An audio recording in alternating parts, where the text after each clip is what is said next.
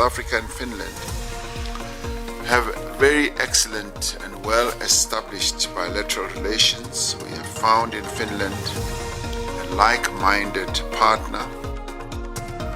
Iindlela ezintsha zokuvelisa amandla nokuphucula ezobuchwepheshe kwindibano kamongameli uRamaphosa nogxa wakhe uSauli minister welizwe laseFinland e-Pitoli namhlanje. Kubuhlungu xa ndisiva ukuthi umntana usweleke ekhaya esithi ngumntana esikolo mna andinanto kodwa abazali babafundi ababini abadutyulwe kwilali yakwamajole esajonis kwiphondo lempuma koloni babongoza urhulumente ukuba ngenelele ukuphelisa umlo kule ngingqi. Keeps the ball alive and gets it back from the Premier. Can we see? Oh! Kungenzeka imphosi indebe ehlabathi kumbhoxo eFrance ukapteni weSharks neSpringboks uSiya Kolisi ngenxa yomonzakalo edolweni.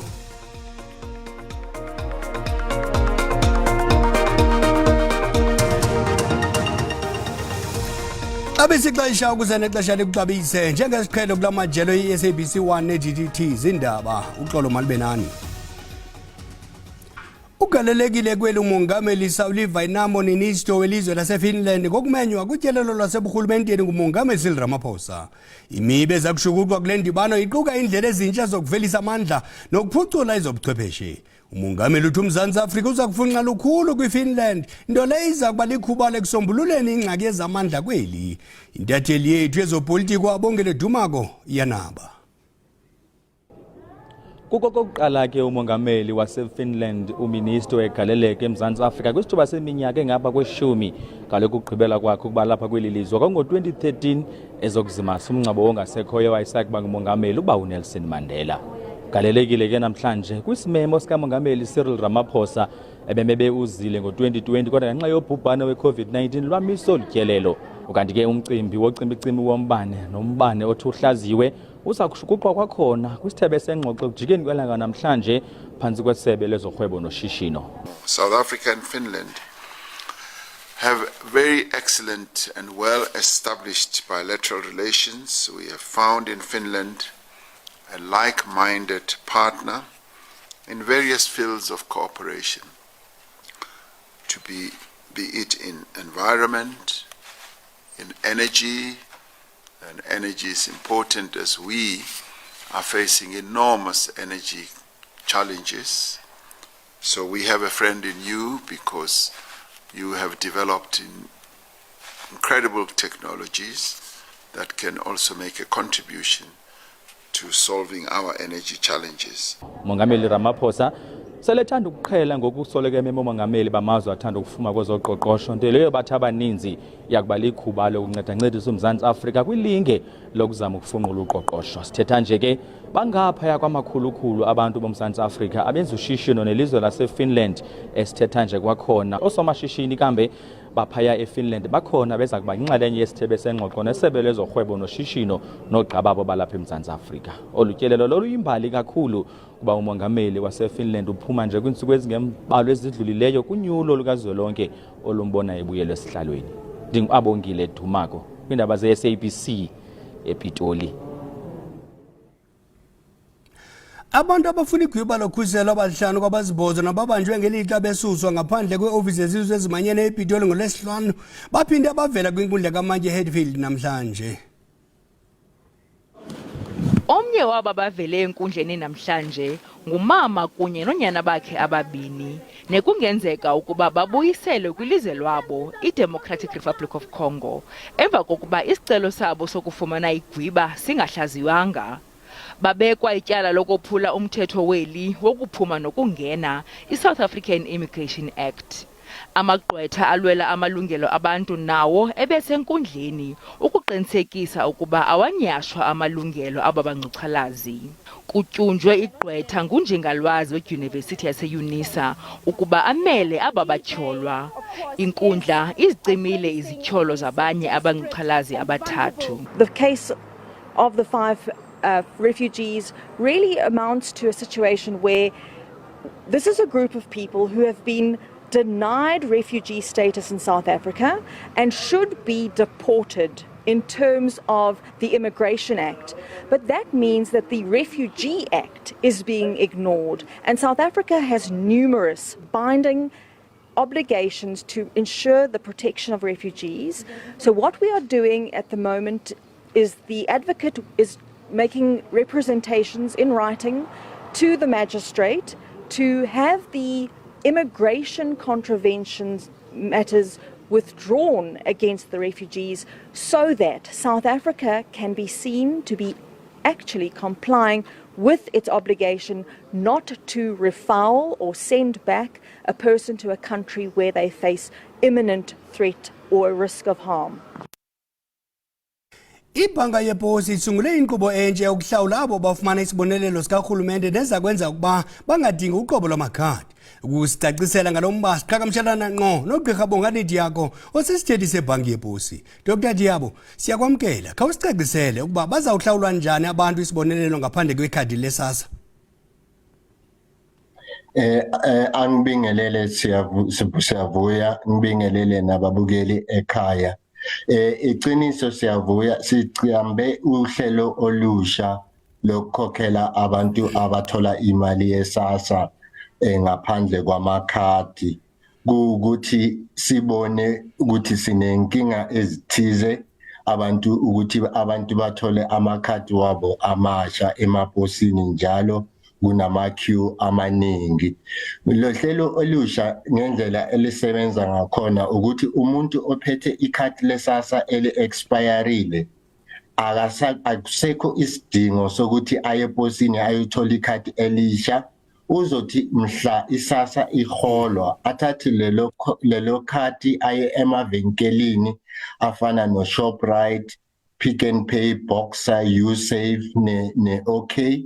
Nafika lapho ahambe aphethe i-ID, azi iphini yakhe yekhadi ne-cellphone, ethilini bazokwazi ukumsiza without ikhadi bamholele imali yakhe ye-SASSA. Ndiyakuva. Yintoni ezakufuneka ke ngoku xa ikhadi lingasadingeki ngaphandle kwe-ID? Kwaye ingaba ikhuselekile le nkqubo yenhlawulo intsha? Le nhlawulo entsha ikhuselekile futhi imahala, ayifuni umuntu akhokhe imali. Into umuntu amele ayiphathe mhla sesiholisa imali ye-SASSA, mele aphathe umazisi wakhe, i-ID document, nomakhalekhukhwini, i-cellphone kanjalo, apha azivele PIN number yekhadi le-SASSA leli alisebenzisayo kwamanje. Mefika lapho bazomsiza ukuthi athole imali kanjalo ngalezo zinto. I-cellphone akudingeki ukuthi ibe ne-data or ne-airtime. Lolu hlelo lisebenza mahala kunganane data efonini. Ingaba umuntu ongena i-cellphone uza kuncedakala njani? Sicabange kakhulu ngalolu hlelo elisha and sifuna ukuqinisekisa ukuthi umphakathi uyazi ukuthi lelo hlelo alusho ukuthi uhlelo lokuqala elisha alisasebenzi. Umuntu ongana i-cellphone uyakwazi ukuthi if noma ikhadi li-expireile athole imali yakhe ye-SASSA eposini kanjalo asebenzisa isithupha sakho lokho esikubiza ngesingisi i-biometric. Kwabanye abantu abangekho eduze nalezitolo esizibizayo kukhona imoto yebhanki leposi ne-SASSA ehambayo nabantu becash eholisa abantu kulezo indawo. Kodwa umphakathi uzojabula ukwazi ukuthi siyiposi sibhizi manje sikhuluma nabantu abaphethe amavenkela kulezo indawo lezi ezise-rural areas mangisho kanjalo ukuze nabo bakwazi ukukhokhela le mali ye-SASSA. So into esigijimise kakhulu i-convenience yabantu be-SASSA through this system esiyenze manje. Kodwa lelo hlelo lokuthi siphathise omunye nomunye umuntu wesasa ikhadi elisha lizoqhubeka ukuze abantu babe nama option ukuthi noma basebenzisa ama ATM o basebenzisa itolo noma basebenzisa ikhadi ukuthenga ezitoreni ngoba umphakathi uyakhohlwa ukuthi le card lesas lisebenza njengoba nekhadi elipi la noma eyiphi bank uyakwazi ukuthenga ngalo ezitoro kanjalo. So sithi kumphakathi niyeke ukuhlala kuma queues eposini nithi niyothatha amakhadi amasha nizoyithola imali yenu, ningayi ukugcwala kusasa nithi niguqulela ukuthola imali yenu kwamanye amabhank ngoba lehlelo lizonisiza ukuthi nithole imali yenu esasa. Khululekani nihlale emakhaya, wonke umuntu uzokhokhwa inyanga mayiphela. Sibamba ngazo zozibini kugqirha Bongani Diyabo webhanka yebhosi kweli. Kwalapha ezindabeni ufikeleleka kubuchwepheshe bale mihla kungumngeni kwabasaze ngobuso elizweni kwindawo ezisezilalini emhlanje kodwa masithume umntwana evenkileni kuqala. Sihlabela mgama neendaba zethu. Abazali babafundi ababini abadutyulwe kwilali yakwamajoni esajolisa eMpuma Koloni babongoza urhulumente ukuba angenelele ukuphelisa umlo kule ngingqi. Abafundi bematriki uLukhanyomboza nolwakhe Maya bebevela kufunda nogxa babo basesikolweni ngethuba behlaselwa. Kusakamva nje sothuse abantu abaninzi lamakhaya asolekelwe ngabantwana besikolo athi acela urhulumente axoze mphini wumbi ukuphelisa imbubhane kula mmandla. Kubuhlungu xa ndisiva ukuthi umntanam usweleke ekhaya sithi ndingumntwana esikolo mna andinanto yakwenza ngale kodwa baqhubekile bambulala. Imeko yobuya semajola uthe qeqala isikolo ndeba wathena uchole isikolo kuyanda kuthiwa kuliwa kuyo ndabuza ke mbuzo uthini na wathi nayi kuthiwa aphaya kuyanda bafunda kuyo awuyi lo mkhosi. Usihlalo webhodi elawula kwesi sikolo uthi ukufunda nokufundisa kuyaphazamiseka ngenxa yemilo eqoqisayo. Kuthumile kilali ifike umnye umfana lo esahleli lo sisemzini kwakwamaya sengasakwazi ukuthetha sengasathethi. Isebe lezemfundo eMpuma Koloni ecele abahlali ukuba benze amaqumrhu azokwazi ukulusana nolwaphulo-mthetho bakhusele abantwana baqinisekise ukuba akukho phazamiseka kokufunda nokufundisa. Isebe sicinga uba kukhulu ekufuneka sikwenzile once more uorganize ii-community zethu. Iinkqubo zophuhliso kwimimandla emininzi eyakhelene nemajola azikwazi ukuqhubeleka phambili ngenxa yemilo equbayo. Ndinkululeko Nyembezi weendaba ze-SABC ePort St Johns. Ukufikeleleka kobuchwepheshe bale mihla kungumngeni kwabasaze ngobuso elizweni kwindawo ezisezilalini emhlanje. Ikomishoni ye-Fourth Industrial Revolution ithi ilizwe liyaqhuba nokunyusa umgangatho ngokukhawuleza kweli xesha yaye indawo zasezilalini ziyasilela. Le komishoni yasekwa ngurhulumente ukuchonga imigaqo-nkqubo nezicwangciso zobuchule zokubeka elinje ngenxalenye ngundoqo kulwazi nobuchwepheshe.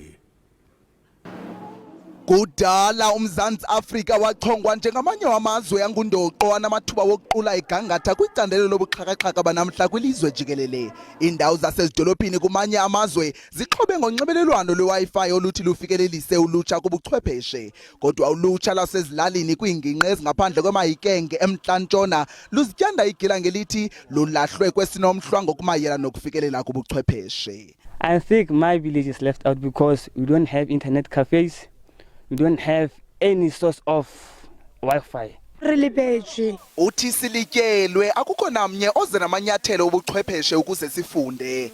Enye yeengxubakaxaka ezidandalaziswe lulutsha kukunqongophala kwamaphulo ophuhliso lwezakhono zobuxhakaxhaka banamhla. There isn't a lot of exposure in mostly rural areas.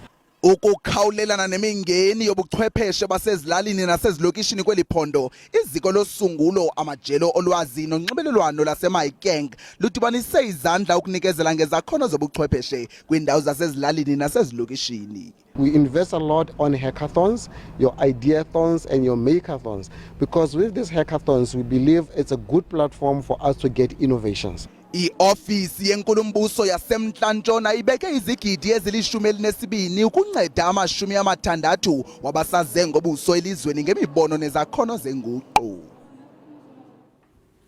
Kutshanje icandelo lophando elikhethekileyo i-SIU likhuphe ingxelo yophando ngokunikwa ngokungekho mthethweni kwemali ye-NSFAS kubafundi abangenalungelo lokwabelwa kule ngxowa-mali. Ukanti le ngxelo idale ingxokolo nkalo zonke. Ngoku siqhagamshelana ngqo nesithethi samanyano yabafundi boMzantsi Afrika, i-South African Union of Students, uAsive Dlanjwa. Sike simngcambazise ngale ngxelo. Asive, siyakwamkela ezindabeni emini nje. Bangaphaya kwe-40,000 abafundi ekufunyaniswe ukuba bayifumene ngokungekho mthethweni imali ye-NSFAS. Niziva njani niyi-SAUD ngale ngxelo? Enkosi msasazi and mandibulise kuwe kunye nabaphulaphuli. Singumbutho wabafundi ngokulindelekileyo kange siyamkele ngovuyo nencubeko into yokuba kufumaneke ukuba imali engange-5 billion rand iye apho befanele bayiyanga khona. Ewe ke kodwa ke futhi indlela esiyibona ngayo ayilulanga ngokuba sisithi le mali kunoba imali erhwaphuliziweyo, because we appreciate nento yokuba kwaba bafundi abaxhamlileyo kule mali ithi SIU ngabafundi efanele babaxhamlanga.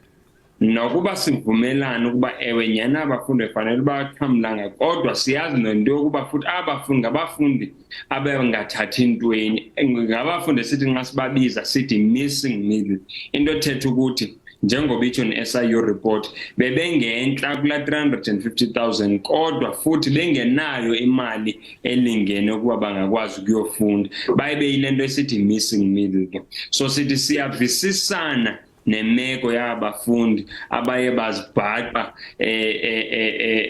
be-defraud stage, so to speak. Yile nto ke sisithi ke msasazi, asivumelani nokuba abafundi mabacriminalizwe, babanjwe futhi babe ne-criminal records, because siyazi ukuba abebangamali per se. Le 5 billion rand okanye le 40,000 students ekuthethwa ngayo ngaba bakwi-missing middle ebebezama indlela zokuba bakwazi ukungena kwi-universities nakwi-colleges khona bazokwazi ukufunda. Siyitsho lento because kwaba bazali babo bakhona abazali babo ebebeyifumana la 350,000 ongokomthetho befanele babaxhamlanga. Kodwa now uya for instance kwi-university yaseKapa uzofika ifees ithi 160,000 or 170,000, uthi nxa uye Wits zithi 150,000. Uthi abanye abazali banabantwana ababini e-university. So siya-appreciate into yokuba ngenxa yexesha ke Asive, uthi ke ingangubani makathwalise uxanduva ngenxa yalo meko le meko ye-missing link? Missing middle no, sithi siyavumelana umthetho wophuliwe, urhulumente makazama indlela yokurekhupha la mali kwabafundi babayibhatale ngaloo ndlela bakwazi ukuyibhatala ngayo, ongathi babhatala iloan, kunoba kuthiwe mababanjwe babe ne-criminal records for ukufuna imfundo. Mfoka Dlanjwa, masibambe ngasibini ngexesha lakho. Enkosi kakhulu.